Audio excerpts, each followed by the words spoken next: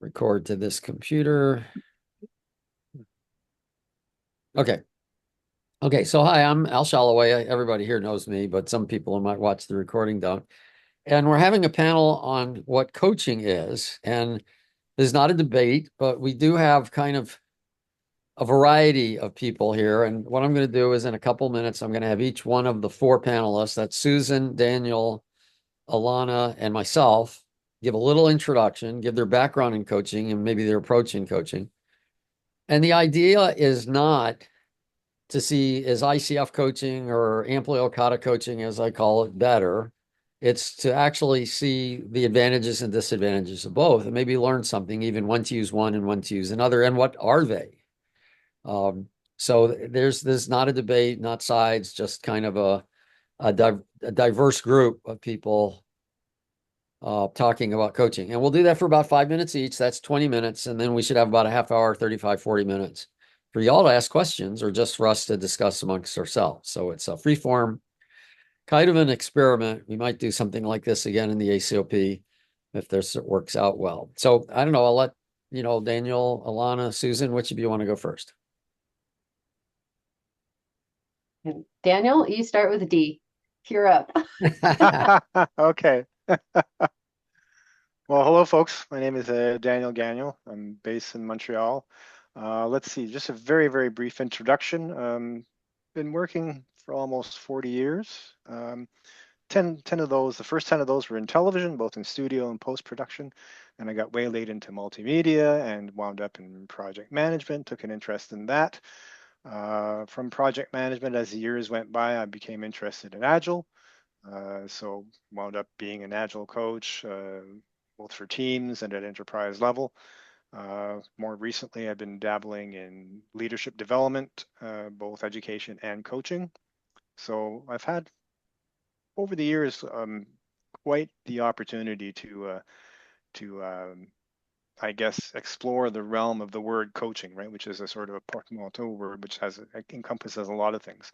I can tell you one thing: the way I coach now, I'm an ICF accredited coach, by the way. That took me almost, because of COVID, that took me almost 3 years to attain. There's quite there's quite a process in achieving that. But anyway, if I look back at my very first years as an agile coach, I now see that what I basically was a drive-by process imposer. There, there isn't much more I can say. And the process of self-awareness that you need to go through when you're doing that type of process and position, because you're following a dogma, basically, and you don't even realize your dogma because you've had so much of the Kool-Aid and you're so convinced. And it's the zeal of the newly converted, right? Like a friend who just stopped smoking and is on to you about how you should stop too, even though he's been smoking for 30 years. Um, so I've seen the whole gamut. I've experienced, I've lived it. So I'm coming to this panel, really looking forward to exchanging. I have, quite a few ideas from my experience. I have current coaching clients that I have more of an ICF approach, but not only that. So one of the benefits of aging, I think, is pattern recognition. This I get from Daniel Levitin's book, Successful Aging. You should pick it up. It's really fantastic. So he says that one of the biggest benefits of aging is pattern recognition. So I've been doing pattern recognition in the way that I've been approaching coaching. And I'll just finish by saying this. When we talk about coaching, I view it as a spectrum, going all the way from advisory, consulting, to mentoring, to educating, to ICF type training. And you actually can go through all 5 of those in a single session. So sticking to dogma, I've always been against it. I'm a long time member of the, some of you may recognize me from the Discipline Agile world. So context counts, and the ability to switch gears even within one session or within one training period is essential. Otherwise, you're just another process, drive-by process imposer. I'll pass the talking stick. Susan, why don't you go? Okay. I think I'm off mute. I have a rather eclectic background. I started out studying classical music. I played horn and I also played a bit of piano and sang. one of the things that I picked up coaching from was dealing with conductors who are trying to get a vision out there with people. And these were all amateur performers, so people of varying degrees that you're trying to put together into a performance, and later with private lessons and with master classes. Once I decided that I couldn't continue in academe, I got a job eventually at TRW Credit Data, which is now Experian, doing a very lowly clerical job, and moved on to computer operations, then technical writing, project management, and finally business analysis. And from the business analysis perspective, we find that a lot of people want to jump to how they're doing something before they figure out what it is they're doing. So I have a strong bias toward starting with what and starting with where people are at. And I channel Alice in Wonderland and Through the Looking Glass, because she wound up in these worlds where people were behaving strangely, but they seemed to think that that was normal. And that's pretty much how my coaching has unfolded. I love Alice in Wonderland. Ilana. All right. So my coaching that I'm doing today is based on ICF. I am not ICF accredited.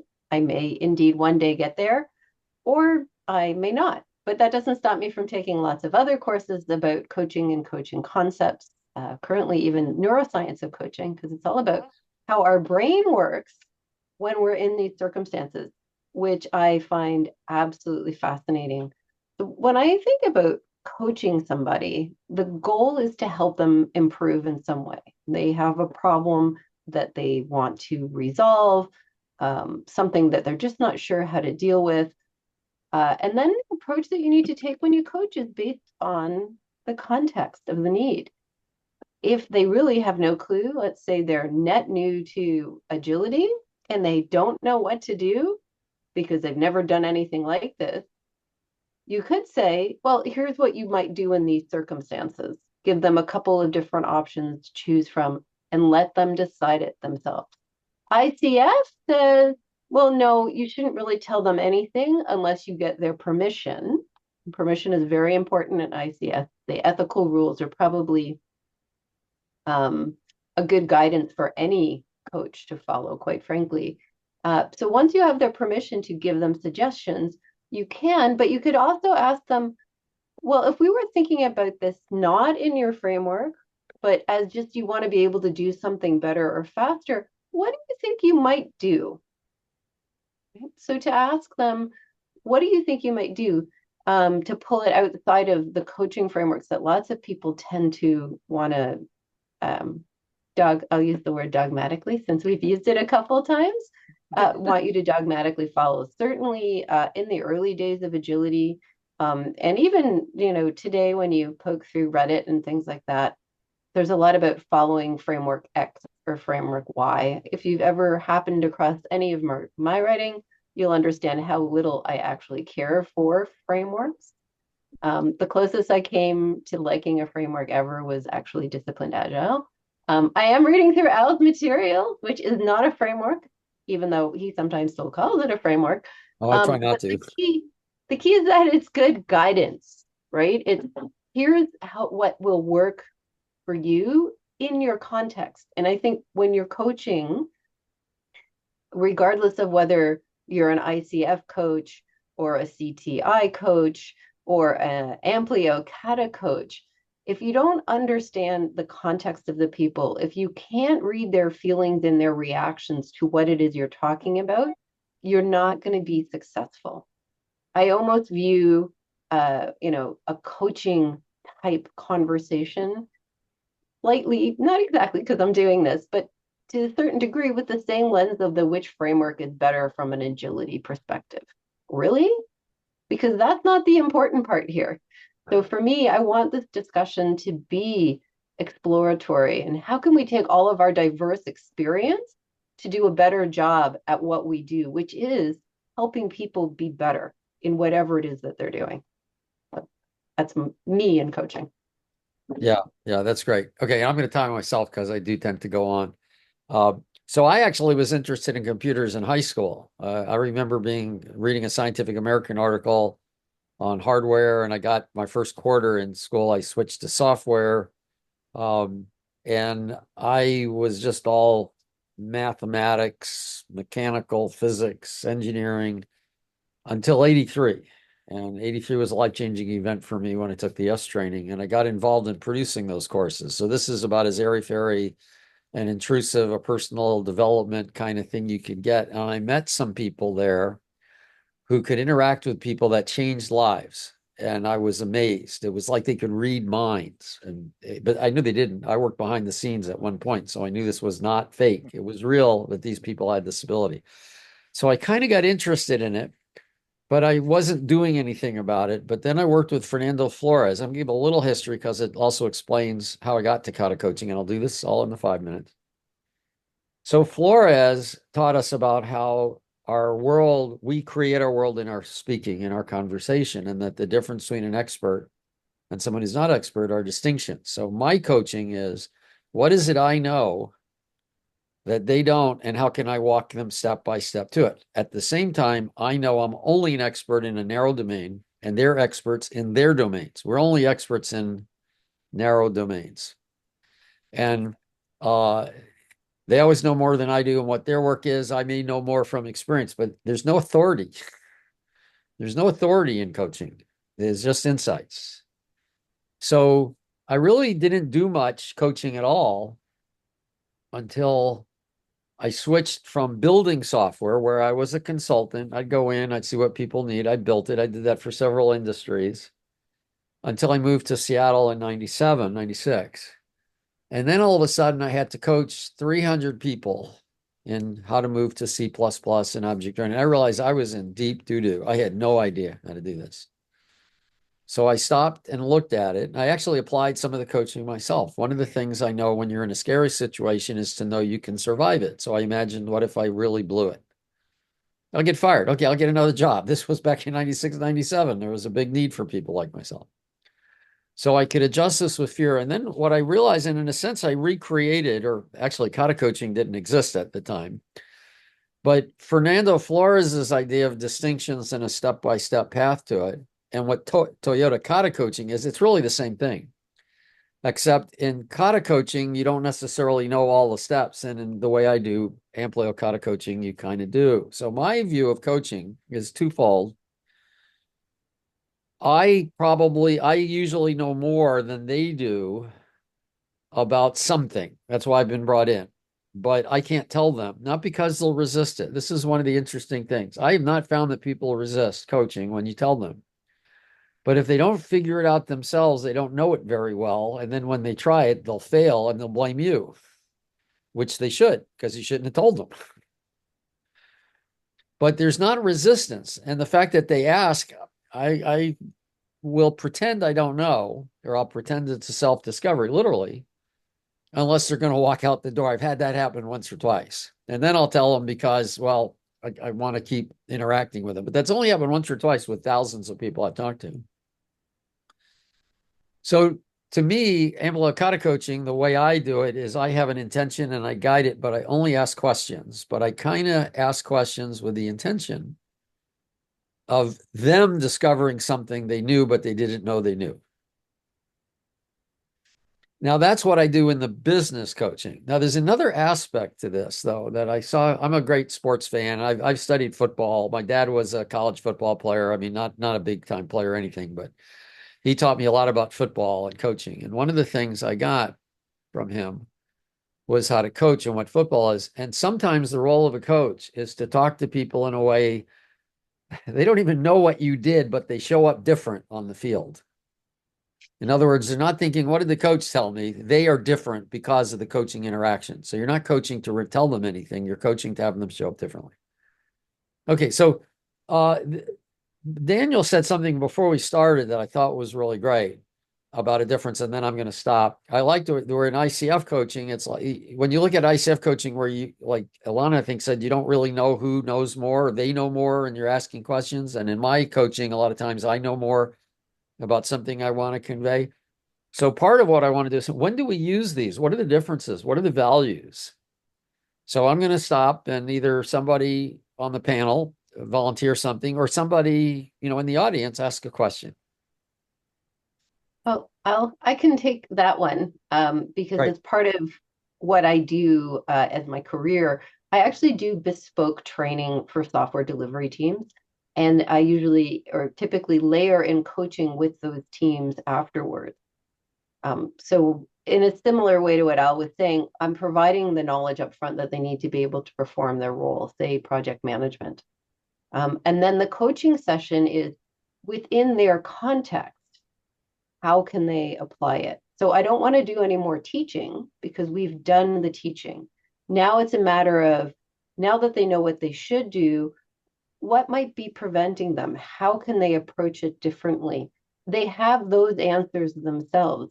I don't know if there's like a roadblock manager somewhere that wants to review everything. I can't tell them, well, just take accountability and do it. I don't know that. So all I can do is ask them the questions about what's going on within their own context to be able to help. And that's how I choose. Where if it is a space where I do know the context, I spent many years at TD Bank. I knew the context pretty well. And when I was coaching people there as part of my leadership role, I did a lot of coaching with various people around the organization. I did do more of I am the expert here. I know this space. So let me tell you about how this space works and then help you figure out how to navigate the space we're in because I was the expert in that space. So I think when you've got to decide what is the best type of coaching that you're going to use for somebody, it's understanding their context and the knowledge or the problem they're trying to solve. Like, are you truly an expert in that space that you can say, if you're doing it this way, this is what you should be doing? Or are you helping them figure out what to do themselves? And I think that's probably, how I do my litmus. I don't, it's because the answer is it depends, really, right? On, who has the most knowledge of it, who has the context behind it, etc. I had to look up what bespoke training is. You want to say 30 seconds? I know, but just Oh, mention what bespoke training is it's customized yeah, just training, so customization. customized for any. It's sort of like fancy tailored bespoke shirts, but Sure. training instead. Right. Well, we've got some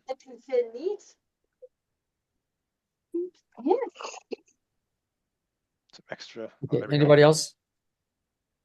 I'd like to sort of build on what Ilana was saying, but from a completely different perspective. So one thing that I've noticed is that within a coaching relationship, things evolve over time. So let me give you a couple of examples with individuals that I coach, and my initial stance is I have them a whole bunch of forms, and I have ICF forms, that ICF inspired forms, and I set the stage, and I point out my ethical obligations and so on and so forth. Make sure they understand what they're getting into before we sign the contract. And I will typically start from a very ICF, very no leading questions. You're the expert. But over the course of several months with some individuals, what I have experienced, and I am experiencing right now with two individuals, is that we're getting into the point where, whether I like it or not, I'm absorbing their history, I'm absorbing their context, I'm absorbing what's happening in their lives and in their work lives, especially because it's mostly. But and there have been a couple of occasions now, and these occasions are tending to multiply. Where with my 35 years of experience, or whatever it is, depending when you start, I have actually experienced a very similar situation. I know exactly what worked and what didn't, and I am in a position to keep them from hurting themselves. Now, how do I go about that? Right? You can tell a person, hey, you don't touch that. It's about as hot as, it's about as hot as hell, and they touch the stove anyway. We know that, right? But how do you, within an ICF framed session, how do you offer what amounts to advice? So it started very slowly with one client.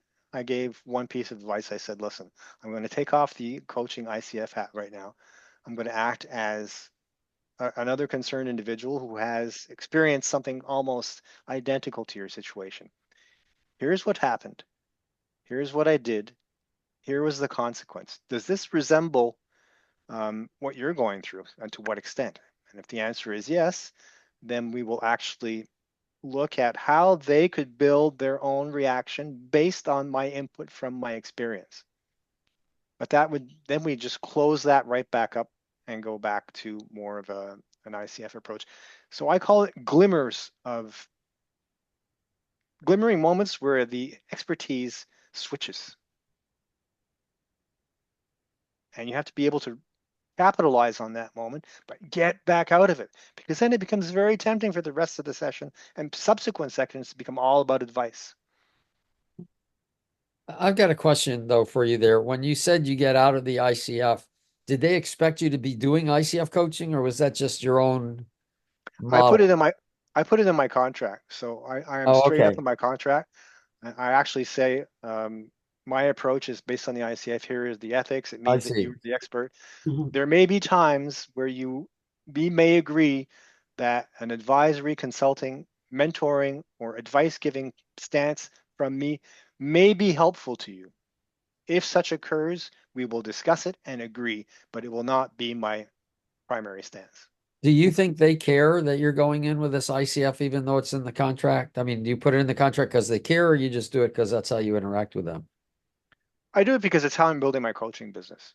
Okay. Uh, Literally, I mean, um, you Well, know, you said something earlier that I meant to comment on. I don't remember if it was after we started the session or while we were just chatting, but you talked about, I think it was while you were introducing yourself, you talked about that there's this continuum of coaching, training, mhm. mentoring, and all that. Okay. And I agree, actually. I personally think, in fact, I forgot something to say about one of the models that changed for me about 3 years ago. So let me tell two stories.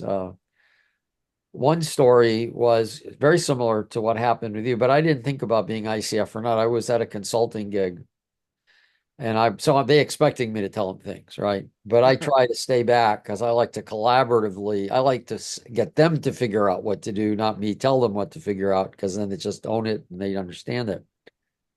But I had what I would have considered one of my few unsuccessful engagements about a month or two before this. And they're talking, and they love me. This new crew just loves me. We're getting along so great. I'm just so happy. They're so happy. And then I noticed that they sound like these people a month or two before about what they're planning to do. So I'm saying, crap.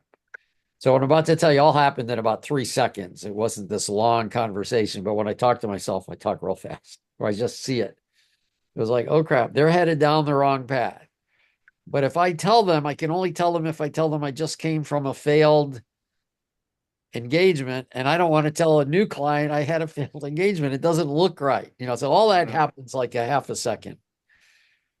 And I have this shock and fear, but then I know I'm going to tell them because this is not the first time this happened. The fear, so I just say, "Wait a moment, guys, you're sounding like," and then I gave them the story.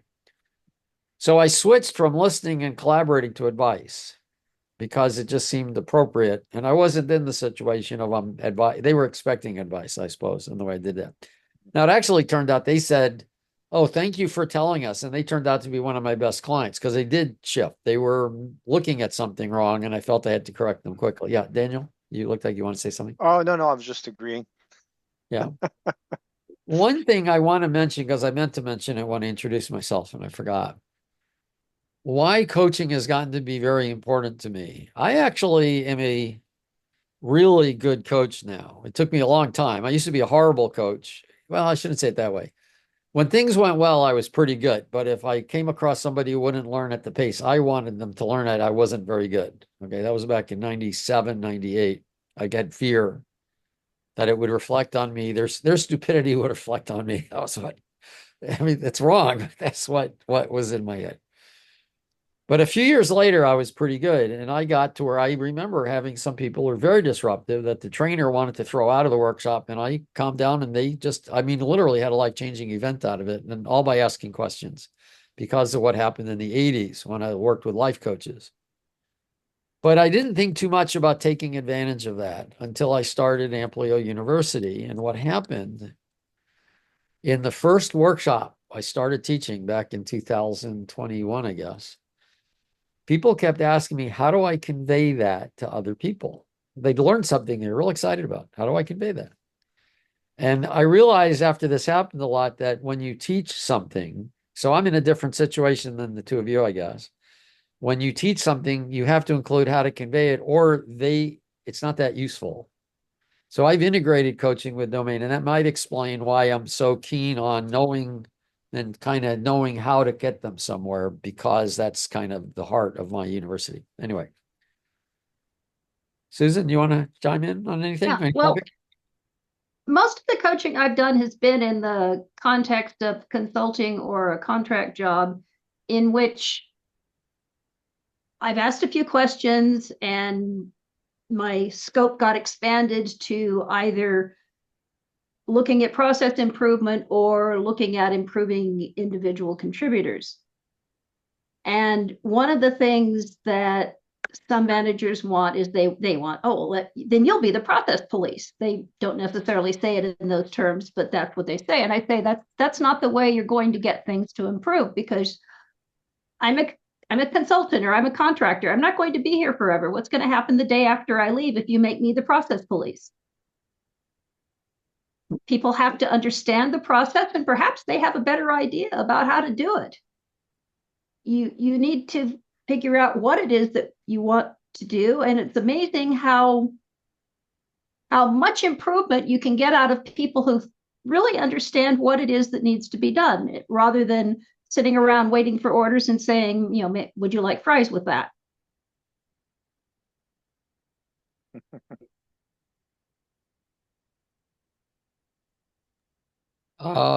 Yeah, Mike.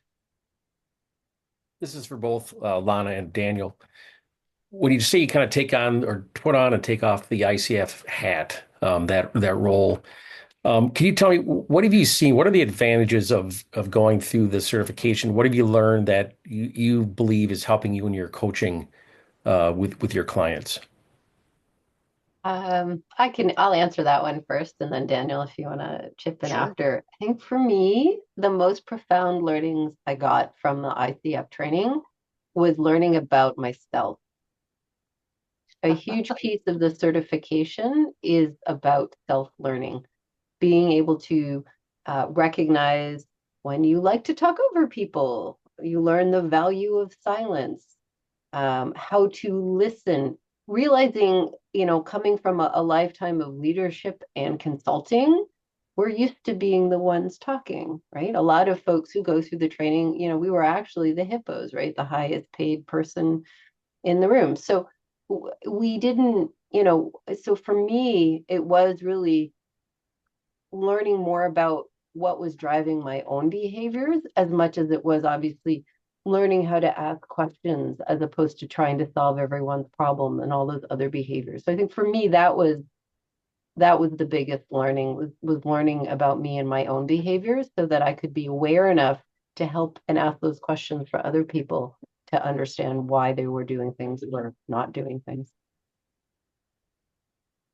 Absolutely. I could not agree more. And, for me, it was a 2 and some year process. It changed my life. It changed my outlook. I learned so much about myself. It changed my relationship.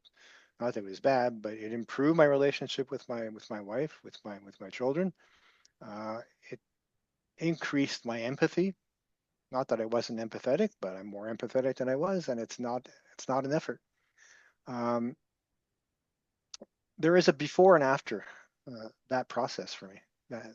Definitely in my life, I can almost I can actually point to a period, when I sort of switched over.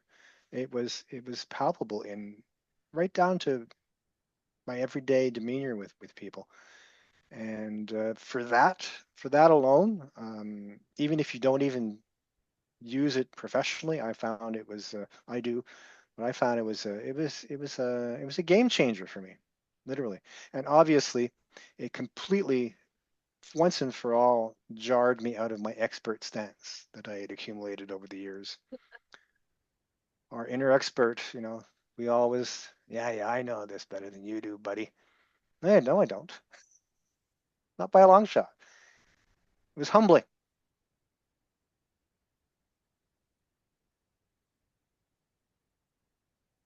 in a word. Thank you both. That was I didn't expect that. Yeah, I was relating to the switch over, although to me it wasn't dramatic. It was over years. But I guess for me in my personal life, I mean, I used to really give tone to people. I mean, my family, it's still the joke in my family, even though I've gotten so much better. I could make my daughter literally cry, not even by raising my voice, just by the way I talk to her. And my wife, was great because she doesn't take tone well. She's the most loving person I know, but you do not cross this girl. That's what I need. Uh, and I had consequences in the family life. So I improved in a sense just in how I was. But in business, there are consequences to being an asshole. Uh, you're not effective and you can get fired and things like I got lucky in a couple of situations where I never got a complaint against me, but I certainly wasn't effective. So I think for me, the shift, building off what Daniel said, is being aware of the consequences by being aware how I was. So a lot of coaching is self-coaching. Hello, Al. Yeah, I'm busy. Okay, so I want to ask from each of the panelists, what is the one thing you would describe a good coach and a bad coach? What is the one characteristics or one component of a good coach and that of a bad coach? I can jump all over that one. Oh, Go for it. It's going to sound glib. A good coach cares about the client. A bad coach cares about the coach. good one. So true. I was going to say listening. A Mm, good coach listens, a bad coach speaks, which doesn't mean you don't speak, but listening is what you need to do. okay. A bad coach will have an agenda, what they think this client needs. Yeah, Susan? Mm, Well, I'd agree with much of that, but I would also say that prescribing before diagnosing makes a bad coach, and diagnosing first, which does involve usually asking questions, and then what you do, whether you actually say do this or suggest or ask questions, a lot of it depends on the context and how much the other people know that you don't know, as opposed to how much you know that they don't know. okay. It's funny. I knew what I was going to say, and they just said it I was being more abstract. Rather, here, I'm just putting in the chat. What I was going to say is, where's your attention? If your attention is on them, that's a good coach. And if your attention is on you, that's a bad coach. But notice that's what everybody said. Talking, that's me, versus listening, that's them. Prescribing, that's me. Diagnosing, that's them. Listening, that's them talking that I'm hearing versus me talking. So it's really, where's your attention? The good coach has their attention on the person they're coaching. And when I was a bad coach, I had my attention on me. I was scared. What's happening? How are they reacting to me? This is an important piece. This is perception. I think there are two things. I'm just going to throw this in. It relates to coaching, but it relates to everything. So this is a kind of an insight how much it relates to coaching. I think there are two shifts you can take immediate impact on people and one is perception. Put your perception on them, perspective. That's for product development, that's coaching, that's everything. And the other one is systems thinking. And that sounds funny, but this is an important thing to know as a coach, because you have to recognize whoever you're coaching is fitting in this big system. And a lot of the way they're showing up may have nothing to do with them, or has some, but mostly is due to the system. And you don't see this much in the agile space. You see so much blame in the agile space. And nobody's looking at how they've set people up to fail, and then they blame the people for failing. So a good coach recognizes this. And this is mirrored in what everybody said, because if you have your attention on them, you're going to have empathy with them, and you're not going to blame them for being in a bad situation. Okay, great. Other questions? Yes, I have a question in the Sure, sure. sense, coaching is a very impactful skill, right? It's even an art. Usually when you coach, you're coaching to, like you were saying, to help someone or to sort a situation or to get to a better place. How do you incorporate your coaching skills, let's say, to other people so they don't only get into a better place, but they understand how coaching in a way works so they can apply it in their situations? So the coachee as well becomes, in a way, a coach, right? Or not a professional coach, but So I'll take a go at answering that. Mostly because I had a client, literally it was this morning, who said to me, I love the questions that you ask me. I've started asking them to myself whenever I have to make a decision. And now I'm starting to solve my own problems. So I meet this client every other week. And if we can move it to once a month, I'm maybe my pocketbook will be a little unhappy, but my heart will be happy because they're learning to think things through for themselves. And as a coach, like that's our goal. I want to coach myself out of a job one day, sort of.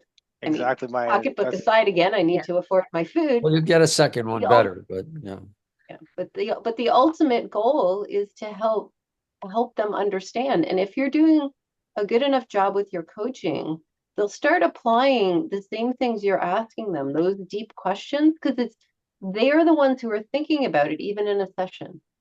What do you think you might do differently? Oh, I don't know. I guess I could have done this. Well, what's preventing you from trying that now? Mm, I don't know. Time, nerves. Okay, what would you like to explore on those? Which of those would you like to explore, if anything? Right? And we start having these conversations, and then at some point in time, they just start asking themselves those questions. And that's the beauty of coaching, where I don't need to know anything about the problem, but they've already changed how they think about themselves and their problems, and they can start solving them. And that's in any context. I'll sum up my if you're being effective as a coach, you should have high client churn because they don't need you. They That's don't need you true. anymore. Well, and also if you're being effective as a coach, the people you're coaching develop more agency. They realize that they can actually do things. They don't have to wait to be told or wait to be suggested to even. My favorite word in the universe, agency. Yeah, I'll get to you in a second, Peter. I just want to add one thing to what you said, Ilana, because I have also tried to get myself out of clients. But what happens is when you do it well, you just get into deeper problems with the same clients. But you don't want to be solving the same problem. Anyway, Pete, yeah, what questions do you have? All right, thank you for the discussion so far. I've got a question. So one of the things that coaches do is to coach other coaches, for example. And in the past, organizations as a role embedded within the organizations to coach other people. These days, what we find is organizations are more investing in leaders, or let's call them managers, who can actually do the delivery as well as coach the people as well. Now, this is the question. Most of these people are very competent, and we talked about competency, the need for that, the subject matter expert. But that means they need to switch between uh, the coaching stance and delivery stance. So my question is, what advice would you give such a leader to know the hat he will be wearing, or he or she will be wearing at any particular time when it's time to coach? Um, the manager goes into the stance of coaching, and when it's meant to lead and deliver gets their hands dirty, they get their hands dirty. On the other side of it, the perception of the people that they are coaching. Are they saying the coaching and are they the coach, or are they saying the delivery manager at that point in time? So that's where I'm going. So it's about where it's coming from, the source and the end. So that's my question. So I'm going to answer this one first, if you don't mind. I think Daniel's sort of interested there too. So I spent probably somewhere between 5 to 10 years being both the manager of a team who's delivering and their coach. And the way I did it, I sort of laugh. I don't have a hat handy. I have a hat. I had a hat. This is my coaching hat. This is my leader hat. Right now, a lot of it evolved over time. Like the first time I started doing it, it was a mess. I'm not even going to pretend it wasn't a mess till we sorted out how we work together. Then whenever a new person came on the team, it was very clear. I'm going to coach you to help you be able to do your job autonomously. I don't want to micromanage you, but I also don't want to leave you to hang out to dry. So when I'm coaching you, it will be very clear. Here's some things you need to consider. It's not your boss judging you. I'm supporting you to be able to be autonomous. When I need to give direction, then I put on the manager hat to say, now I'm acting as your people manager or your product owner or your whatever my role was when I was giving direction to people. Here's the things we need to achieve. Here's how we know we're going to achieve them.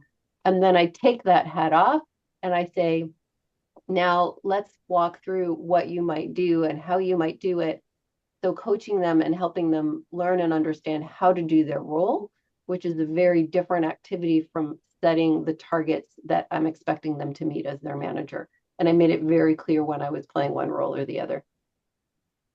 It's really the only way to, I think, to successfully do that is to be very, very clear and on the accountabilities of each role with your team as well. Well, Ilana's able to do that because she's part of the 10% of leaders who are in what I would say are in the proper zone of vertical development. The work of basically Bill Joyner and so on. It goes back years and years. The poor slobs who are told from one day to the next that they are now also coaches of their team and here's your 4-hour workday training. I pity these people, and it's a terrible job of whitewashing and just trying to seem modern and forward-looking on the part of organizations, but it's bound to fail because 85% of managers are either in the opportunistic, expert, or achiever levels of vertical development, and left to their own devices in a 4-hour workday capsule, they are not going to be able to do what Ilana did. So just as I, as an ICF coach, have a coach, and I have to have a mentoral coach, and I have to keep up my coaching with my coach to keep my license. If you want your managers to coach, you need to provide them coaches of some kind. You need to support them beyond the 4-hour work capsule, and you need to increase their self-awareness and their level of vertical development. And it can't be an after-school activity either. It has to be built into their work time, right? So they shouldn't be expected to develop on their own. And okay, you have to take on a coach and do it at night so that you can do the coaching part of your job. Unfortunately, this is what organizations do, and it's not working, and it never will. If you want managers to be able to coach, leaders to be able to coach, you need to teach them how to do it properly, give them the ability to do it contextually, but support them with the proper tools and the proper resources, which includes a mentor coach. Now that's the ideal situation, but it's not happening. Yeah, go Susan, then I have something. Yeah, I was going to say it certainly isn't happening. And in fact, I do a certain amount of pro bono work with various acquaintances of mine who are dealing with that sort of a manager. And so what we do is I help them learn how to manage their managers because their managers aren't managing themselves, let alone their projects. Teaching them how to ask the questions. They've given me so much work, I can't possibly do it all. Ask about priorities. I did, but they said that it's all changing and it's all important.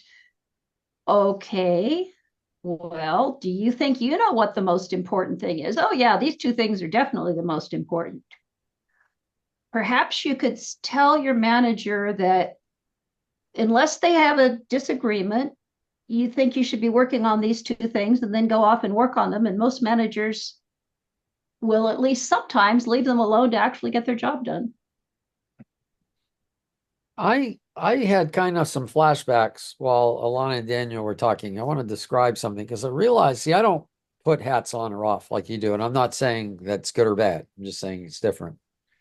And I'm not an ICF coach, so I understand why, Daniel, you need to at times, and you're training Ilana too. But I think there was a seminal event for me that shifted how I was in a coach. At the same time, I was starting to be a coach. I was working at a company trying to take Fortran mainframe programmers into C++ object-oriented Microsoft on Microsoft platforms. It was a bit of a shift in mindset. And this is where I actually came up with the idea. I talk about the pickup six model of how to get them step by step. So I was really engaged in learning how to do this job. And I had been a very successful consultant, but not a coach before this. And they had this University of Kansas professor come in that I had no idea. I just heard, oh, they're bringing him in. He's going to talk to people about OO. And I asked him if I could come in and attend. And I know I tend to jump in. If you think I'm bad now, I was really bad back then.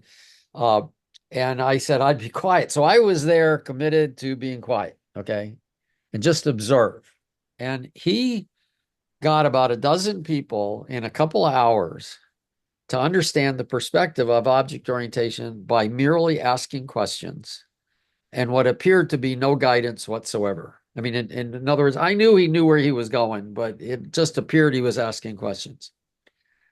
And after a while, when you had no idea how he was progressing, all of a sudden they got it at a deeper level than I'd ever seen anybody get it in such a short period of time.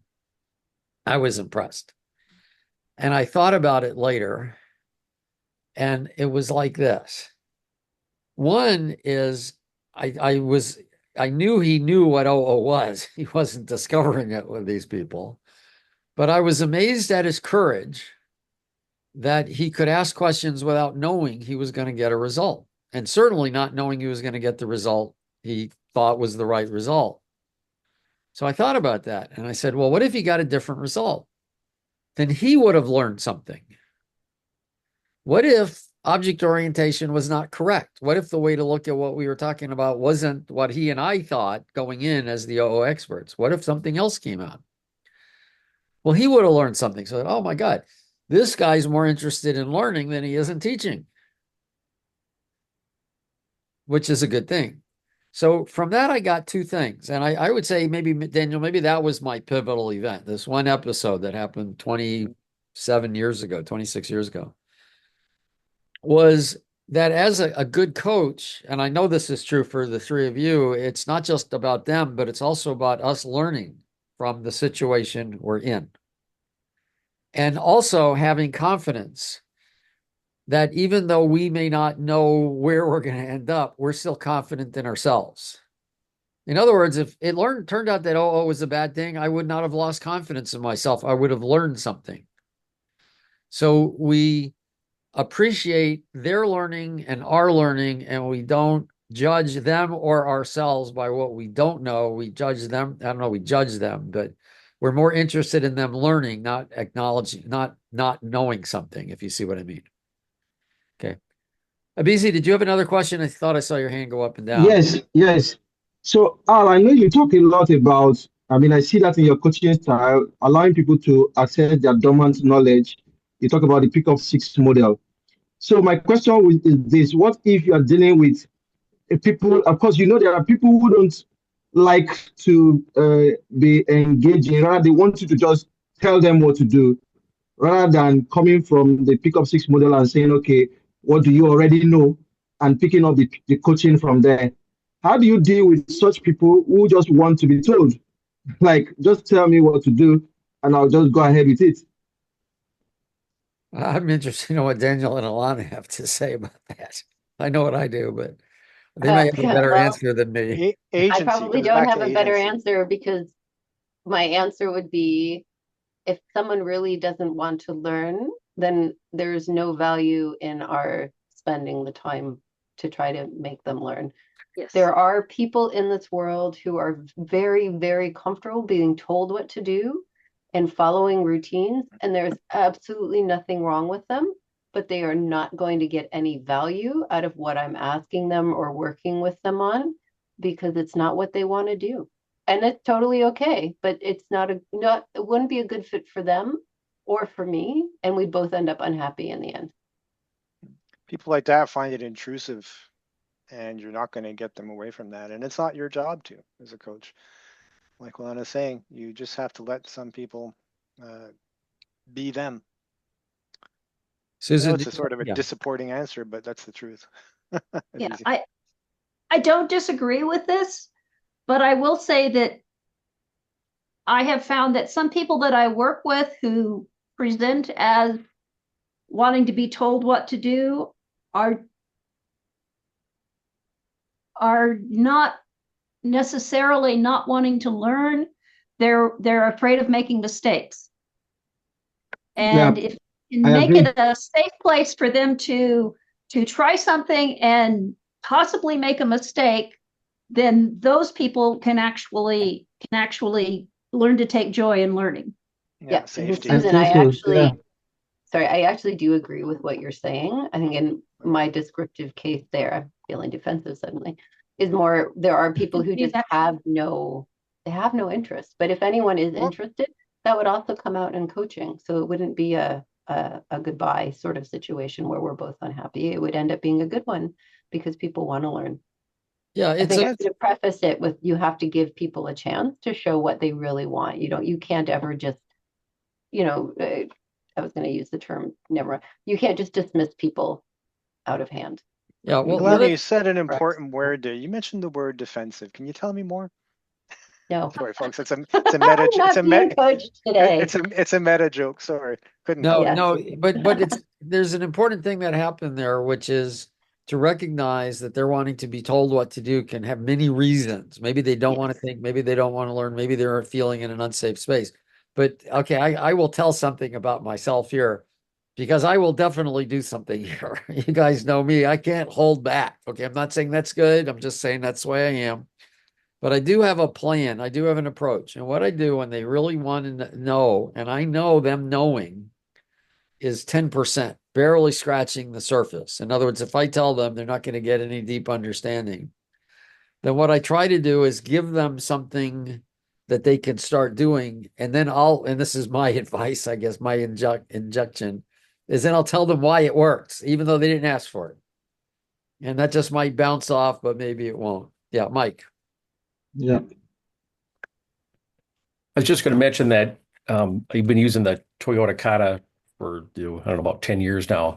And I found that using that storyboard with a person solving a problem, you can get an absolute breakthrough. To your point, sometimes it appears they don't want to learn. But if you get, and that's the way where they can experiment and actually have a potential failure with an experiment, but that's okay because you're learning. Yeah. And I have yet to see somebody that, and you hate to do this, right? But you kind of tag people and say, I think they're getting this, right? This person will probably get there. And then there's a few people that they're standing back, they're outside of the circle and they don't want to participate. But as we started using the Toyota Kata storyboard and we started showing how you can solve problems, even down to your own work center, I've seen no one that did not get drawn into that and start to use that board and then became more interested in learning more. Thank you. Yeah. Yeah. So visual cues and other things are kind of useful. I just threw that up there. Okay. Well, we got 5 more minutes. So why don't we do this? Why don't each of us take a minute or two if there's something you wanted to say? I think I pretty much said everything I wanted to because I'm loud. But why don't the 3 of you each take a minute or two to close up with something you wanted to say, and then we'll call it a wrap. I can give you my most telling example of switching hats and what I mean by it. It happened a couple of years ago in a session where it turns out that the client had an issue in his life that I share, an autistic child. And this client was very concerned about the child's financial future and so on and so forth. As we were speaking, I realized that his spouse was not in total agreement with him on the child's condition. And when it came back to the financial issue, right, because you want, I felt that, my experience here in Canada, there's a government program which is like a 401k, but for people with disabilities, and everything you contribute to it, the federal government throws in 3-to-1. You can start at any age, but you need a doctor, a medical expert opinion, and you need to submit this form to your taxes and so on. Long story short, this person needed financial security for their child, their autistic child. I knew this. I knew that the obstacle was the spouse. So I coached the person on how to best approach his spouse to convince her to allow basically the child to be officially recognized as disabled. That was the spouse's issue. It was the only way to access the government money and the program. Last we spoke, the child had $50,000 in her account. Had I just continued asking questions and not volunteered that, he wouldn't have known.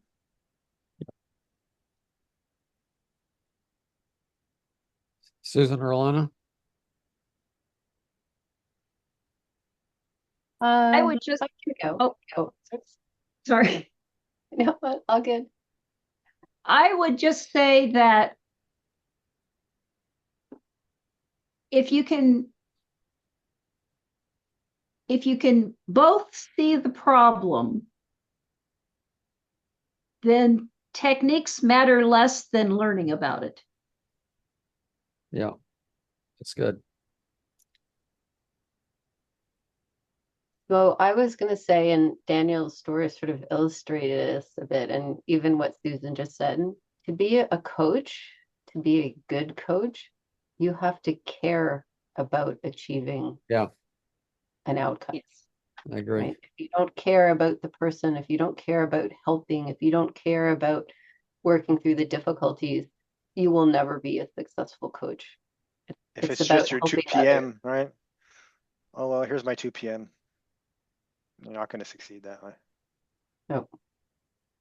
I'm sorry, say that again.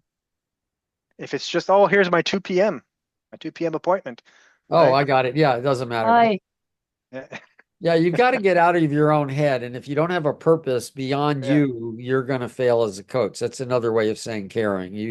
Yes. You've got to get out of your own fear. And I appreciate the hat on and hat off, but it's all about getting beyond your own crap to make a difference in their crap. It is. I did say it. It is. Okay. Yes. Yeah, I kind of like this session. I'm going to ask if people would take a minute in the chat. This was an experiment, but I'd say it worked really well. I mean, I learned something here, and it was nice to just reflect and step back as well. And it sounds like, from what I see in the chat, people like this. Are there other topics you could see us doing something like this? Just if you come up with it, just put it in the chat. I'm going to stop the recording and we'll think about it. Next session with the ACOP, actually, I forget what it is. I think I'm bringing up this, I think I'm doing the new requirements by example, because I think that's, objectives rather, because I think that's breakthrough. But I do think doing another panel like this would be a good idea. So send me an email or put it in the chat if you have a topic. And really, thanks, Daniel and Ilana. I know you're just stepping into something new, and I think you did a phenomenal job, and it basically evidenced what we were talking about a good coach is. So I want to give you, really warm thanks from myself and everybody else. And most of the people here knew each other. And thanks again. And I'm going to stop this now. Thank So you for inviting me. This that was really good. Enjoyable conversation. It was an absolute pleasure. Yeah. Thank you. Right. Lots of fun. Okay. All good. Thank you. All Bye, good. folks. Take care. Bye. See you. Bye-bye.